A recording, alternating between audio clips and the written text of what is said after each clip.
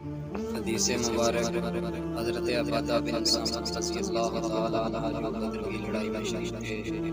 اور لیلۃ العقبہ کے 12 رقیبوں میں سے تھے۔ فرماتے ہیں کہ رسول اللہ صلی اللہ تعالیٰ علیہ وآلہ وسلم نے اس وقت جب آپ کے گرد صحابہ کی ایک جماعت بیٹھی ہوئی تھی فرمایا مجھ سے بیعت کرو اس بات پر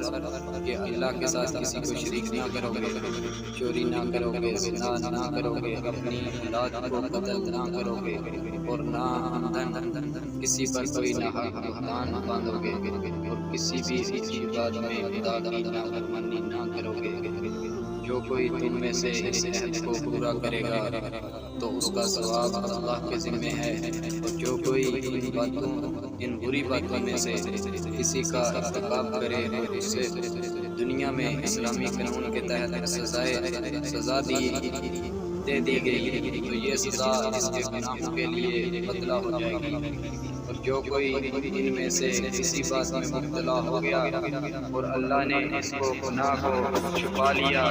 تو پھر اس کا معاملہ اللہ کے حوالے ہی، اگر چاہے معاف کرے اور اگر چاہے سزا دے دے۔